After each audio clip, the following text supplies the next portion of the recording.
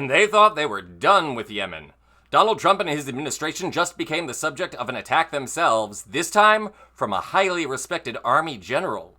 Welcome to Occupy Democrats, I'm David Reddish.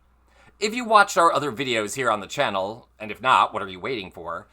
You already know that Trump's obsession with annexing Greenland, Canada, Panama, or generally fighting a war anywhere else is all in the name of vanity. Like President William McKinley, who staged the Spanish-American War as a false flag operation designed as an excuse to take more territory, Trump and his gremlins think they can make their way into the history books the same way. Apparently, they haven't studied them very closely, go figure, because if they had, they would know that the last president who wanted his own version of a splendid little war, that's McKinley's descriptor for the Spanish-American War, was George W. Bush, and that war was Iraq. And look how that turned out. With the bombing of Houthi rebels in Yemen earlier this week, Trump and his Defense Secretary Pete Hegseth staged their first big attempt at a moment of military morale. And if you've seen the news in the past 48 hours, you know that backfired miserably when someone, likely Hegseth or National Security Advisor Michael Waltz, accidentally added journalist Jeffrey Goldberg to their chat group. They also set up that chat group on the messenger program Signal in violation of government law. Here's how Capitol Hill is reacting. You were not TG on this group chat? I'm not going to get into the specifics. So you refuse to acknowledge whether you were on this group chat? Senator, I'm not going to get into the specifics. Why are you going to get into the specifics? Is it because it's all classified? Because this is currently under review by the National Security Council. Because it's all classified? If it's not classified, share the text now. As the White House previously stated, is it classified or non-classified information on this text? I can confirm. Director Radcliffe, were you on the group chat? Senator, I was on a Signal messaging group. So you were the John Ratcliffe on that chat? I was. Thank you. Thank you. Can I provide some context, Senator, to that? Good Lord. I mean, look at Tulsi Gabbard there. Doesn't she just seem like the self-righteous 12-year-old caught by her parents and somehow arrogant enough to think that she can deceive and dodge her way out of the situation? Don't know how far that's gonna get her. Congress is severely ticked about all of this, which is only understandable, and they are not alone. Retired General Barry McCaffrey has weighed in on the situation, and he is not mincing words. McCaffrey served as director of the Office of National Drug Control Policy under the Clinton administration. He's also been an outspoken critic of Donald Trump, going so far as to call him a Russian asset. Here's what he had to say on MSNBC earlier today. Probably the most sensitive information we have in the armed forces are pending military operations. And in this case, we're talking about the lives of Navy and Air Force flyers.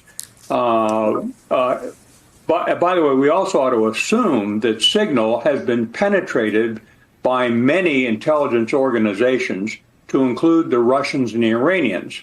So you're basically putting the lives of U.S. service people at risk. You're also displaying to the Houthis what targets are after, and so they can take measures to disperse or avoid the attack.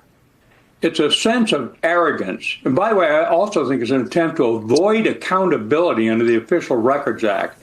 These people have been routinely using Signal, I'll bet you, for many other types of sensitive discussions, knowing they wouldn't be filed and available for researchers or investigators in the coming years.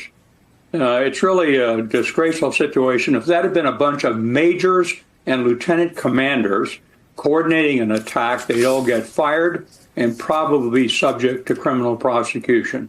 Well, let's talk about the legal consequences, General McCaffrey. Goldberg consulted national security lawyers in the process of writing his piece, and this is what they said, quote, Waltz, by coordinating a national security related action over Signal, may have violated several provisions of the Espionage Act.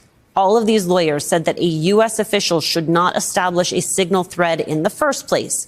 They should go into a specifically designed space known as a sensitive compartmented information facility, or SCIF. Normally, cell phones are not permitted inside a SCIF, which suggests that as these officials were sharing information about an active military operation, they could have been moving around in public. Had they lost their phones or had they been stolen, the potential risk to national security would have been severe. Do you think there should be legal consequences here for this breach? There needs to be an investigation to find out who's involved. I fear that what will happen is the person that established the threat in the beginning, some low-level functionary in the National Security Council, will get fired or prosecuted. But in fact, they all knew they were on a network that was not secure necessarily. They should all have known that their personal cell phones are undoubtedly being tracked and listened to by multiple foreign intelligence operations. This is just an arrogance left over from probably the political campaign. They thought it was easier to use this system. But again, I've been in and out of the Secretary of Defense office years on end. You lose your telephone in a secure environment well before you get in a protected area.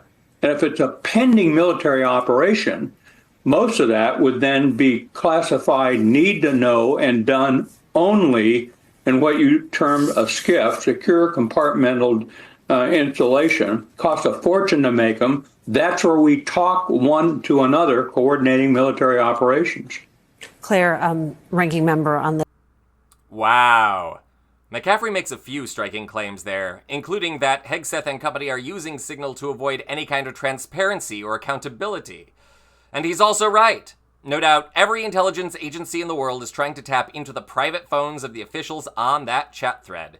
Maybe part of the reason the effects of the airstrikes on the Houthis still remain unclear is because they weren't as effective as Trump and Hegseth had hoped. Could that have anything to do with Iranian or Russian intel sharing their war plans with the Houthis? It's time for a full investigation of what went on with this app, and it's time for Hegseth, Trump, and everyone else involved to take responsibility.